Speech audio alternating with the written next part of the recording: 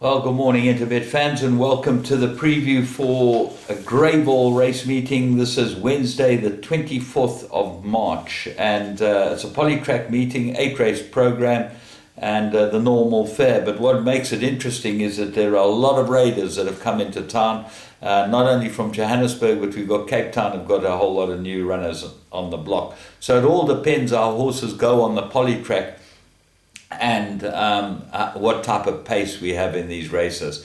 The track is tending to run from the front. It's very difficult to catch horses that get an easy lead, and as a result we see some very interesting ways that horses are ridden on the polytrack, and certainly as the powers that be should be calling a lot more trainers and jockeys and discussing what instructions were given, because we saw two horses during the week last weekend that normally come from off the pace. Both of them got to the front, easy leads, and both won pretty easily, and both were backed in the markets. Now, I think that's cheating, and I can tell you there certainly wouldn't be allowed in major racing jurisdictions, Hong Kong being the main one, and certainly in Australia. If you change tactics, you've got to let them know that you're changing tactics so that everyone knows what the situation is.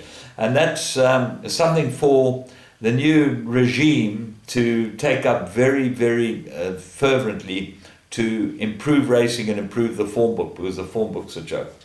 And just talking about what else is a joke, I noticed that Pumalela combined the two juvenile feature races. Well, I'll tell you, from my point of view, it's completely wrong. You only get one opportunity to run a speedy 2-year-old in one of those stakes races, and stakes races should never be combined, certainly not fillies and colt stakes races. If there's 6 in each, bad luck. That means that you haven't done your programming properly, because you haven't got enough horses through the maiden ranks or the juvenile ranks to be able to run. And when races start for these, we only start in December basically for juveniles. How can you expect to have more than 6 runners in each race when you've got juvenile races that really start very, very late? I'm a big advocate for starting juvenile races early. They do it in Australia and it doesn't seem to worry them, and I believe that that's the right way to get it going. In fact, in the old days, the New Year Nursery, there was a big race at Greyville for 2-year-olds, 20 runners, full field, no problem. So the whole way racing is set up needs to be changed and tinkered with and arranged so that we maximize fields and maximize tote turnovers. If we do that, we will flourish. Race 1, 1 o'clock. It's a maiden plate, 1,000 meters, and Paul Peter brings down Greenhill. Lyle Hewitson aboard it, even money, and certainly does look like the right horse. It's got everything in its favor. If it goes on the poly, should be very, very hard to beat. But the money horse is number 8, Mr. Cat. The first time, what a winter gelding from the Gavin Funzel yard. Warren Kennedy rides it. Now, interesting, Warren Kennedy is with Funzel in Durban, and I think that's the agreement. When he rides in Durban, he rides for Funzel first.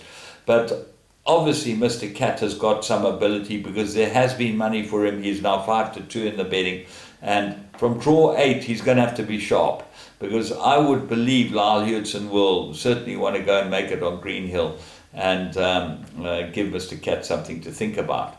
English Princess got some form. Love Lies has got some form now against Calvin Habib, and Zuberi always runs well, and Tini Prinsloo's horses are all running well. He's a pretty good trainer, Tini, certainly worth giving an opportunity to. Race 2, maiden plate fillies and mares. They got 1,200 meters, and the favorite here is the next Paul Peter runner. Lyle Hewitson rides a Sabrina Fairchild, looks to have an undeniable chance. Third run after arrest, improved last run, everything in its favour. The horse I think might be worth having a bet rather each way is Varvacious. Lazarne Forbes is runner with Calvin Habib. I think there's a perfect trip for this horse, and this Var filly has got some ability. Remember, they ran it over a mile. That muddies the form, But she's done pretty well over the sprinting trips. By far, out of an Indigo Magic mare, she should only sprint. Indigo Moon is the Indigo Magic horse in the race, and the blinkers are offered for Peter Muscat and Richard Farou. That's number 6 on your card. Might make up the trifecta, and they seem to be the big three with a scratching of number 2.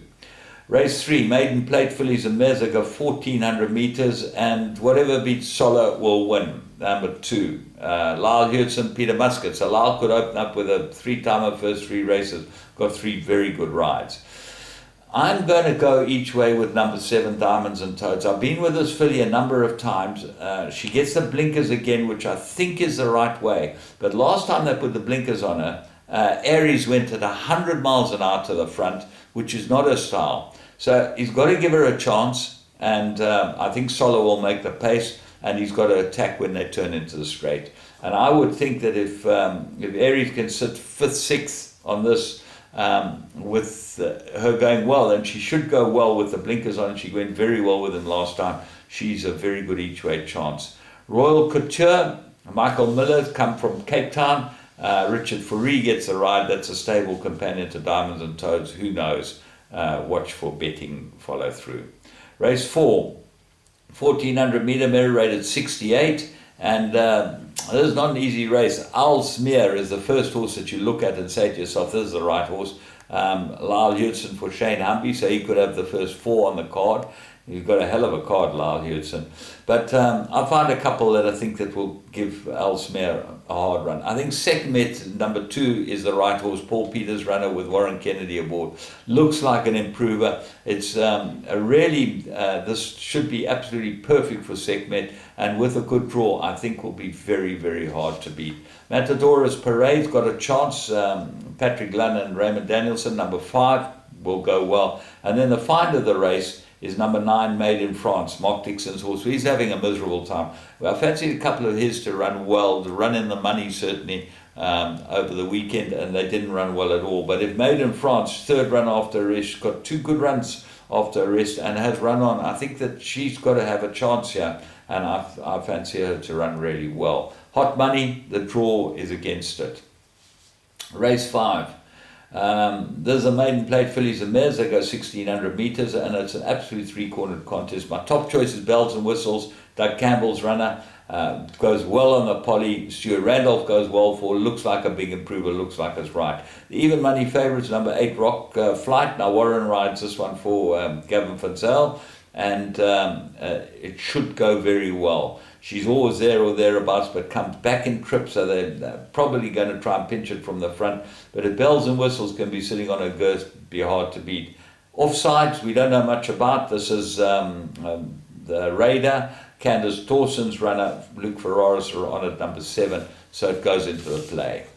Race 6, Novice Handicap. Oh, how do we find these races, Novice Handicaps? You try to give the one-time winners a chance, so you have novice races, the ones that are rated highly by the handicapper. But now you've got a novice handicap. So what's the point of having a novice handicap? It's just a whole lot of one-time winners running off their merit rating. Well, so you've got to look for the horses with the best merit rating. It's the same like any handicap, but only for one-time winners. Gavel Strike, big price, 14-1 at the weights. Got to have a big chance. Got 54.5 on his back. Remember, these are all one-time winners. So let's look at the rest. 2.5 kilos, Count Marsh has got to give it. Richard Farou, number 6. And then Magical Midlands, got to give him 5.5 kilos. So only had a few runs, as was 4 runs for a win and a place. Comes from the Cape for Glenn Cotson, number 9. Will go well here if it goes on the track. And then Tromso goes into all the play. He's got to have a chance. He's got 56, but Gavel Strike gets the weight from him. 54.5, Psycho King. It's the same weight as Gavel Strike. Got to have a chance too. You look at Gavel Strike's profile, I think it's slightly better than Psycho King's. And then Hey Bill, only had 5 starts, but he's got 58 on his back. 3rd run after arrest should be ready. So it's one of those races. I'm going to go each way with Gavel Strike, but I think it's a race that's quite difficult. I'm going to throw in as many as possible. Race 7, Mary rated 82,000 meters. Ace of Spades, number 1, won a very good maiden. Gets Lyle Hudson for Paul Peter. But Kings Road, model of consistency, loves this track, loves everything about it. Ooh, excuse me. Just shows you've got to get it cleared out the pipes. Anyway, Calvin Habib rides it. That's why when you go to the start on a horse, go down a nice striding canter, let the horse clear out the pipes. Really helps. Clinton Binder's horse, Kings Road. I think this horse is cherry ripe for this race.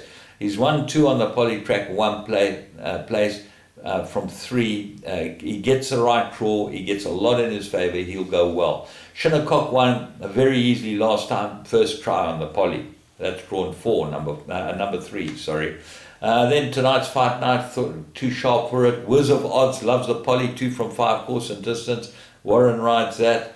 And Valiente won a very good race last time, but the draw didn't inconvenience him. He got to the front easily. But this field, he won't get to the front so easily, I wouldn't have thought. I would have thought that they'll be zooting. I think Kings Road and the Ace of Spades will go.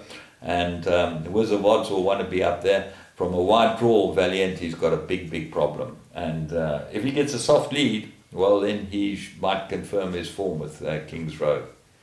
Race 8, mirror rated 76,000 meters. And I'm going for another one of Calvin Habib's rides here. Each way, Glitter and Gold, number 2. I think it's got very good form. I think it needed its last start. And I think it will improve a lot. What else is there? Let's have a look. Diamonds and Dust, 2 from 2 course and distance. Clinton Binder, Warren Kennedy rides it. Purple Merchant, 2 very good wins. Won extremely well both times. Gets Lyle again, and obviously got some ability, the son of Trippy, number 8 on the card.